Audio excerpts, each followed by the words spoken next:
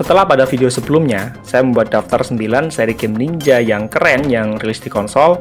Kali ini saya akan membahas 9 game ninja keren lain yang rilis di arcade dan belum masuk pada daftar sebelumnya. Selamat datang di Gamer Paruh Waktu. Kita akan ngomongin game retro tiap akhir minggu. Ya, mari kita mulai ngomongin 9 game ninja keren yang rilis di arcade.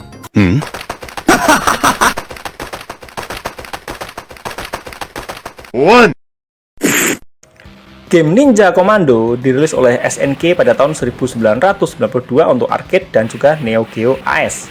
Menyusul setelahnya versi Neo Geo CD pada tahun 1994. Game Ninja Commando diproduksi oleh Alpha Densi atau yang lebih populer sebagai ADK.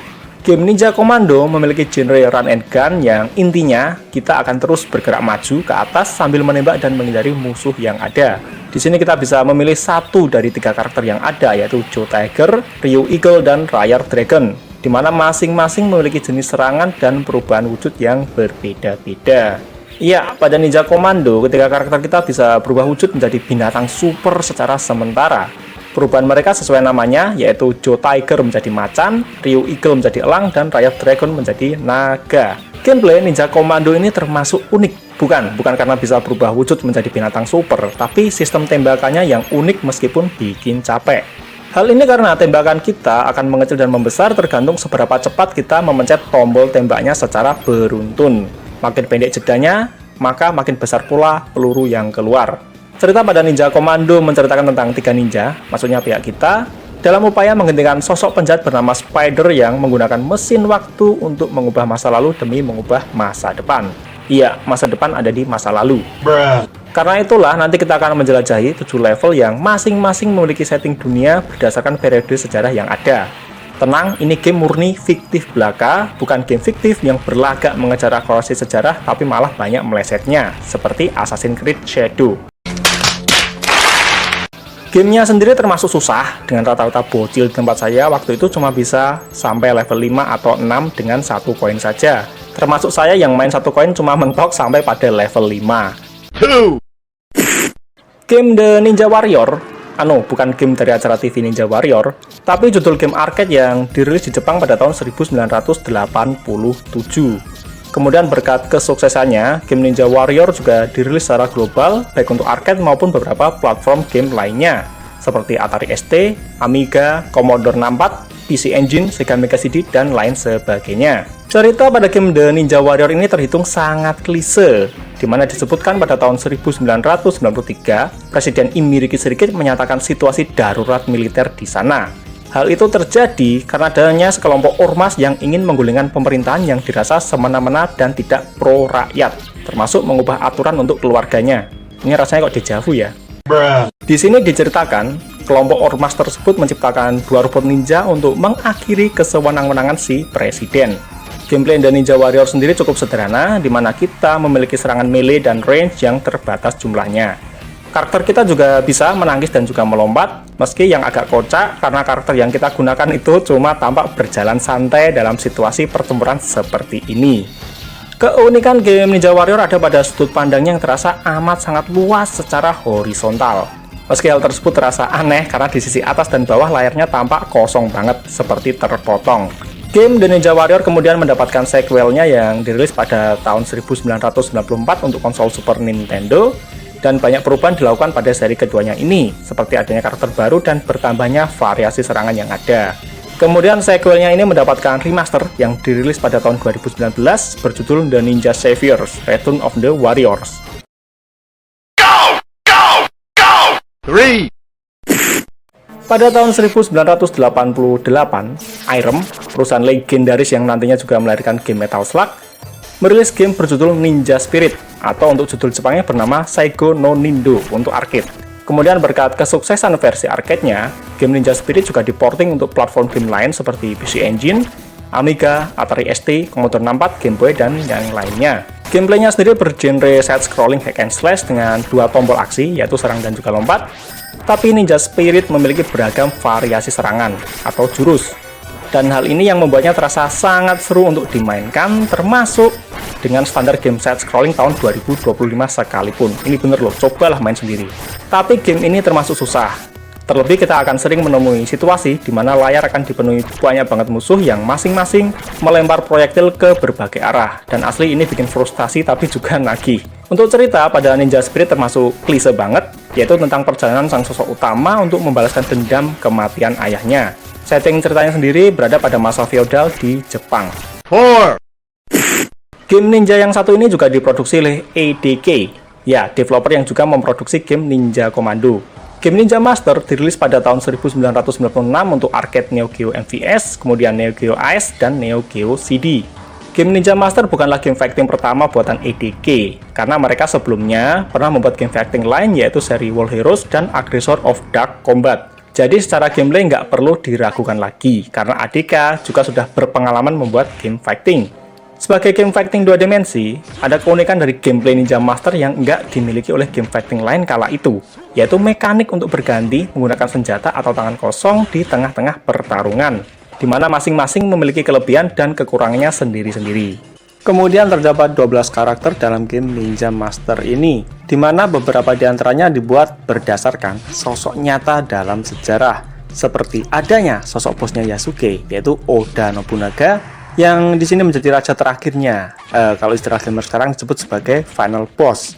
Kemudian berkat kekerenannya, game Ninja Master juga mendapatkan beberapa kali rilis ulang, mulai dari era PS2, Nintendo Wii, sampai Nintendo Switch, Xbox One, PS4, dan juga PC. 5. Seperti tak mau ketinggalan, Data East juga membuat game ninja versi mereka sendiri, yang kali ini berjudul Bad Dudes vs Dragon Ninja yang dirilis pada tahun 1988. Game Bad Dudes vs Dragon Ninja adalah prequel dari game Crowdbuster.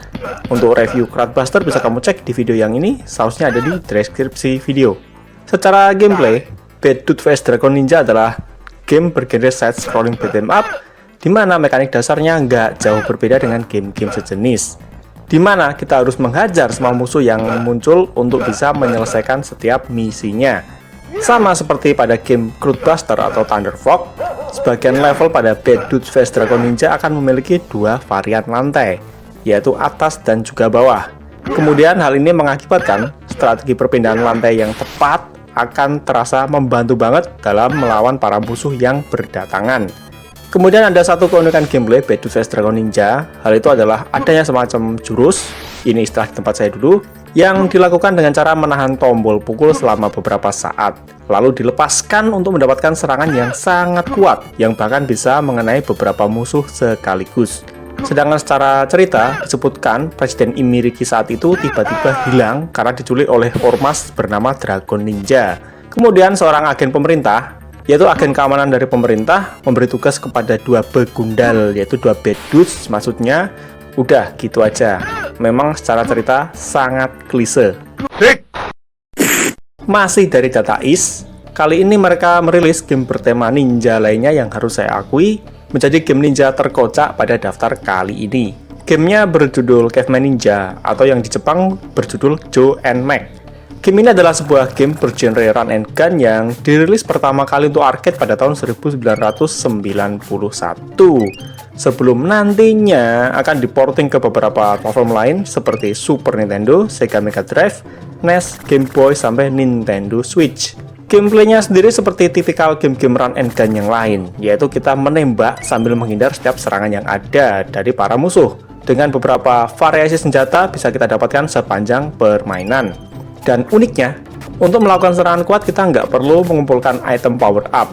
Di sini cukup dengan menahan tombol tembak sampai durasi tertentu beberapa detik, kemudian dilepaskan tombolnya untuk mendapatkan serangan atau tembakan terkuat.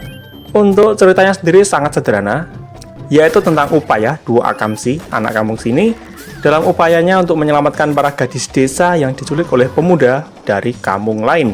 Nantinya kita akan berkelana dalam beberapa level yang berada pada zaman purbakala. Gamenya sendiri sangat kocak dan juga seru, dan saya sudah pernah membahasnya pada video yang ini. Sausnya ada di deskripsi video. 7. Game yang satu ini termasuk game favorit banyak bocil di tempat dingdong kala itu. Game berjudul Mystic Warrior War of the Ninja ini dirilis oleh Konami pada tahun 1993. Game Mystic Warrior War of the Ninja memiliki genre run and gun dan seolah sangat terinspirasi dari kesuksesan game run and gun Konami sebelumnya, yaitu Sunset Riders.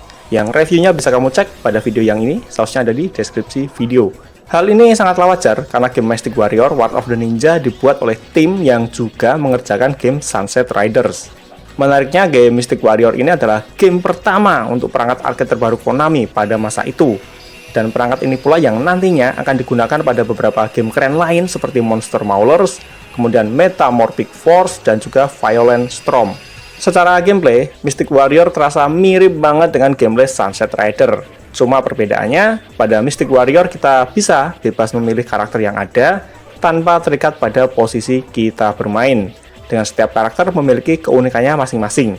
Untuk ceritanya, Mystic Warrior berada di kota New York yang pada saat itu sebuah ormas jahat bernama Skull Enterprise sedang menguasai New York dan juga dunia. Nah, disinilah kita berperan sebagai kelompok yang berusaha mengalahkan ormas Skull Enterprise ini untuk mengembalikan kedamaian dunia. Iya, sekali lagi memang sangat klise. Tapi ada satu hal unik pada aspek cerita, yaitu setelah kita memilih karakter, maka karakter yang sedang tidak terpakai akan diculik oleh Skull Force, ya ini adalah pasukan dari Skull Enterprise. Jadinya nanti selain kita berjuang untuk menyelamatkan dunia, kita juga berjuang untuk mengalahkan Skull Enterprise demi menyelamatkan kawan kita. Dan ini memang hal yang tampak sangat sepele, tapi menurut saya membuat gamenya terasa menarik dan juga greget. Hey! Kembali lagi bersama game ninja dari Alpha Densi atau ADK.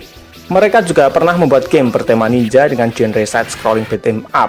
Game tersebut adalah Ninja Combat yang dirilis pada tahun 1990 untuk arcade Neo Geo, kemudian Neo Geo AS, dan Neo Geo CD. Secara gameplay, Ninja Combat gak banyak berbeda dengan game bergenre sejenis. Ya, masih tetap mengajar semua musuh yang ada sambil mengumpulkan power up dan beragam senjata jika kita mau. Tapi game Ninja Combat juga memiliki mekanik uniknya sendiri. Hal itu adalah jurus yang bisa dilakukan dengan cara menahan tombol serang selama beberapa detik sampai power bar-nya ini yang ada di bawah ini terisi penuh, kemudian dilepaskan. Ya, memang cukup berbeda dengan cara mengeluarkan jurus pada game-game beat'em up kebanyakan yang biasanya dengan satu atau dua tombol aksi tertentu. Di sini secara cerita kita akan mengendalikan dua ninja bernama Joe dan Hayabusa, yang diceritakan mereka berdua bertarung melawan ormas klan ninja bernama Kage Ichizoku. Untuk setting ceritanya terletak pada tahun 1990 sekian yang ada di kota New York.